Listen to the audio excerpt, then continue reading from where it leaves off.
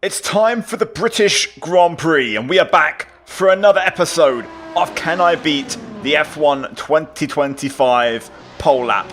And yes, your eyes are not deceiving you. We are not in the Red Bull of Max Verstappen. We are in the APX GP car of Sonny Hayes, as we are going to take on that pole time here today.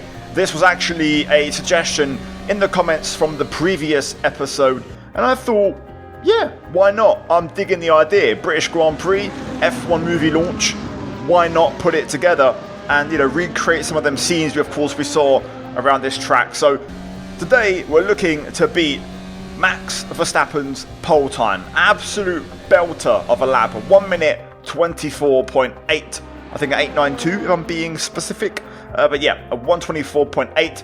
Really epic lap. Verstappen was not in the mix for pole, to be fair. It was looking like McLaren v Ferrari. Hamilton looked really sharp, and out of nowhere in the final Q3 run, Verstappen just demolished everyone and came out of nowhere to take pole. So really just epic qualifying. Super close grid, by the way. Russell in there as well, both McLarens, both Ferraris, and of course Max himself, all in the fight for pole. So we're going to get stuck in. I'm just going to quickly adjust my bias as we get prepared for the lap, and let's see how we get on. Currently on the hard compound tyre, so default setup. All I'm doing is running low on the battery and hard tyres. We'll obviously work our way up in terms of pace as we head through our runs, but right now trying to get a baseline to see where the grip levels are. A little bit wider at turn 3, even wider at turn 4. Not a lot of low speed mechanical grip. Power down as we open it up down onto the Wellington straight. Take a breather, prepare the braking zone into Brooklands. About 75 metres, pick up that second apex, and then into Luffield. You can take a lot of different lines. I usually tend to try and stay tight. Use all the curb on the way out as we exit Luffield, now through Woodcote, and now onto the old pit straight. Cops, the old turn 1. Flat. Not quite. Took a lift there. Didn't feel like it was going to go to plan if I went flat out. Into Magus and Beckett's. First one's flat. Second one is a bit of a break and a downshift on this tyre and this kind of car setup. Decent grip though. We're actually overheating the left front already on the hard, which is interesting to say the least. Right. Down to Stowe, off the hanger straight. Braking at the curb. Going to dip down to 5th gear. Keep it on track limits, and now into the Vowel chicane. Brake at the curb. Avoid the sausage curb on the inside. 3rd gear. Lean on the curb and now floor it to the line. Right then, first lap of the day, and that's going to be a 1:32.3, which is about 7.5 seconds off. Right, no messing around then. Straight away we're going to get to work. We're going to go down on the compounds. I'm going to keep the tyre pressures the same, although it's likely we might go up on the front left to try and manage that pressure. We're going to halve the fuel as always. We're also going to up the engine mode. I'm going to max out the engine brake straight away, and I'm going to put downforce level 3. I'm tempted to go max straight away, but to be fair, I'll hold back for now to see how package 3 with maximum front wing works. We're going to go down on these differential settings a little bit. This should hopefully help rotation, and then as always we're going to also dabble with a camber. We'll bring that over on the rear especially. We're going to max that out straight away on the rear, and then really other than that, ride height, Silverstone, quite a flat circuit. I'm going to go down to 1 on the front and 2 on the rear straight away, as there's no real huge undulations really. It's a bit bumpy, but it's fine. We're also going to drop the roll bar on the rear and the front, and we're going to up the wheel rate just to see how these initial adjustments feel. Right, into medium, let's give this battery mode a try along with the rest of adjustments. I've had a low-key outlap to try and keep the tyre temperatures a little bit more in check. Here we go, second attempt. Let's wind it up and let's launch it. Right, let's see, turn 1, turn 2, easy flat. Just about minimizing steering lock. Wow, yeah, lots of grip. I could feel it on the outlap, and it's also confirmed on the lap already. A little bit deep into turn 4 there. Just tried to dabble on the throttle on the way in, didn't really work. Still, roughly 4/10 up as we now head into Brooklands and Luffield. Let's see through here. Little lock up on the way in, but we nearly managed to break at the 50-meter board there into Brooklyn's. Going to let the car just tighten things up a little bit as we open it up out of left field.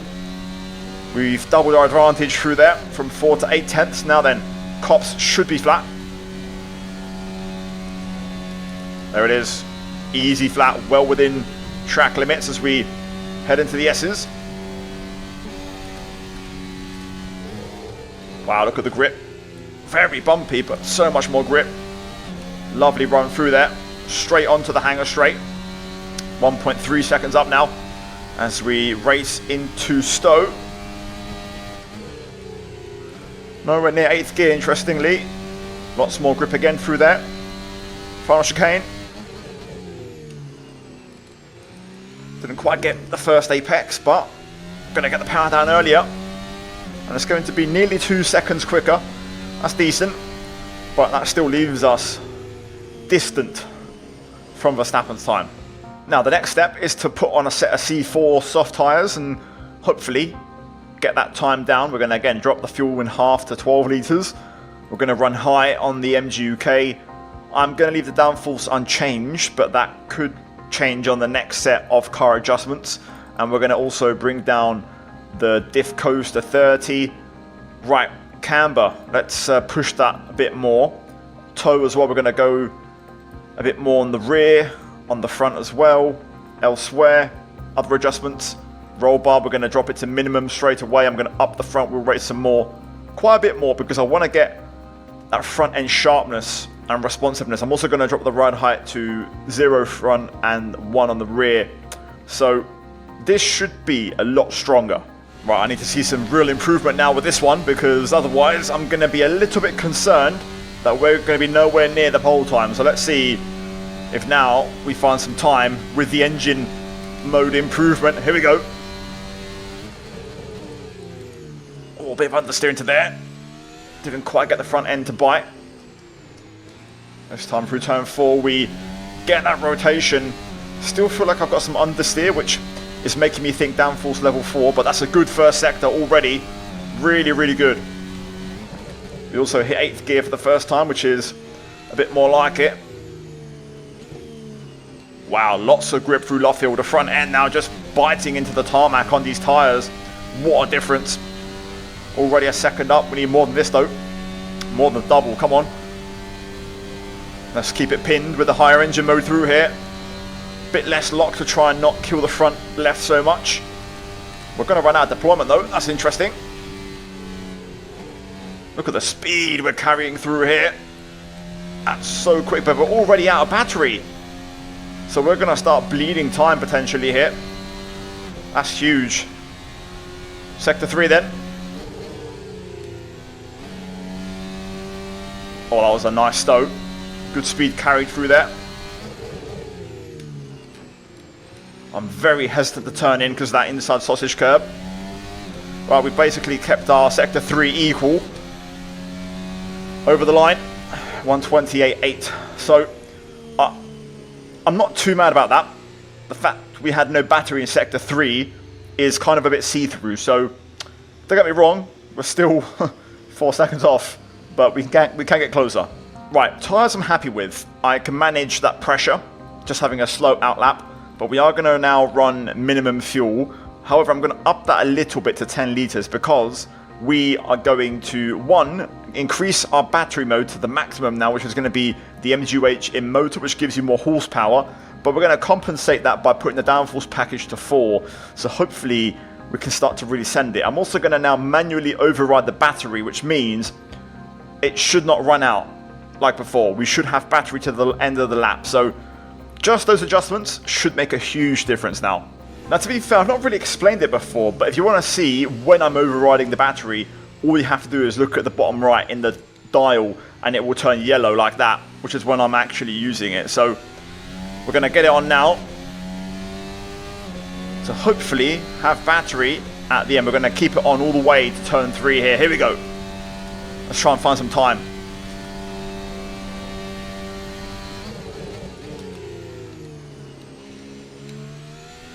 A bit less understeer this time. Also opening up turn 4 a bit more. Got some understeer on the way out, but still What's the back end also on traction input? It's looking okay so far. Turning in a bit earlier this time into Brooklands. Wow, power down super early out of Luffield there. Just going to keep the battery on here, trying to make sure we have some deployment left for the end of the lap. A little bit too much turn in there as we clip the grass. Into the S as we go. Oh, a little bit wide. A little bit wide, not exactly ideal. We're going to just have battery for this straight pretty much.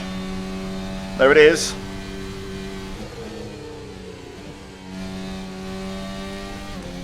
Right, let's try and push. Turning in a bit earlier that time through there, that's more like it. Bit of understeer again as we head to the line. Still got some battery in the tank. And there it is, 1:27.2. That's my first real serious time. And we are quite a way away. So this one's looking a bit of an uphill battle. I will say I've already made my final adjustments really. I think if I get into the 26s I've done quite well because the previous lap felt okay barring a few mistakes. So genuinely, I think something like a 26.5 would be my ceiling. I think if I get within 2 seconds of Verstappen, that's more or less where the limit is. So let's get to it and let's see how we get on. Right, full send on this one. I'm aiming to try and make no mistakes. That's kind of the target really.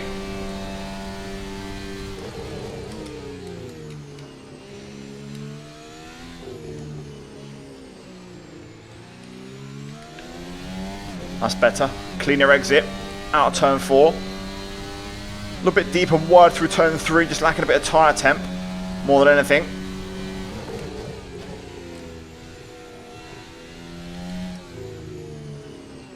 Gonna try 4th gear here and see how that feels. No big difference to be fair. Tyres are getting hot.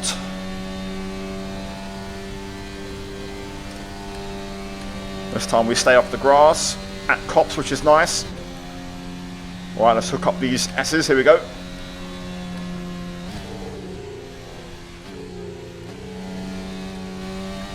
We stay out of the grass. Not my best line, but it will do. Using all my battery. Come on.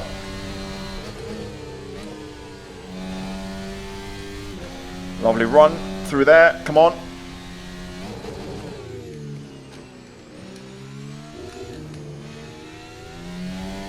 Good acceleration out of the chicane, and we are going to get into the 126s. So 9.49, so 2.1 seconds off. Officially no chance of beating Verstappen's time. I'm just going to try and set a lap that I can say that was everything, and that wasn't even too bad. I think a little bit of battery micromanagement and a few small things like turn 3. I think if we get within 2 seconds, I'll be happy. Whoops.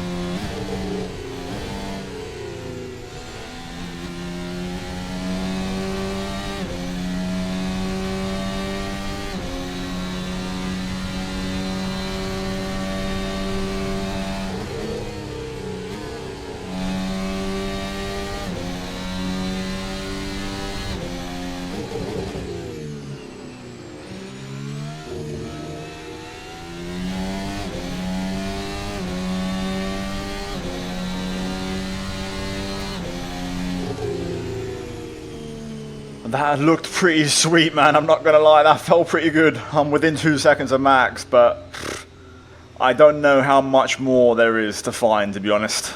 That just felt really good.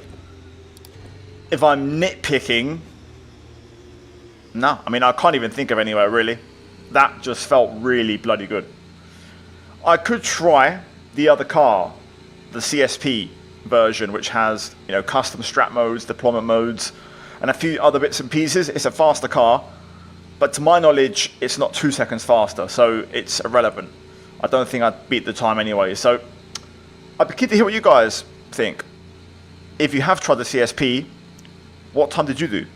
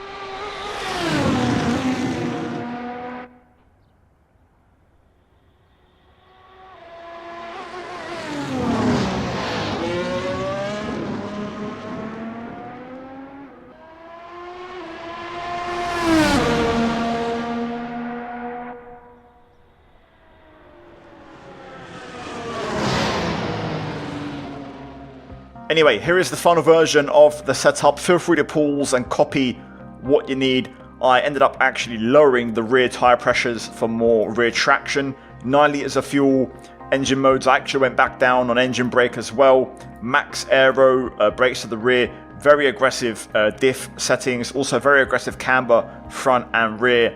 Toe on 0 and 5 to manage tyre temp. I also dabble with the dampers, so pause and copy and give those a go to try and have a bit more of a responsive, reactive car.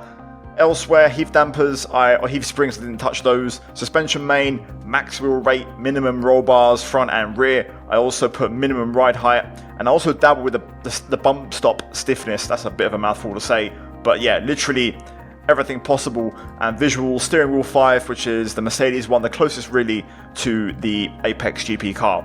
But guys, there we have it. A shame really, nowhere near. It's been rare. These episodes have been very rare this season where we haven't had a shot.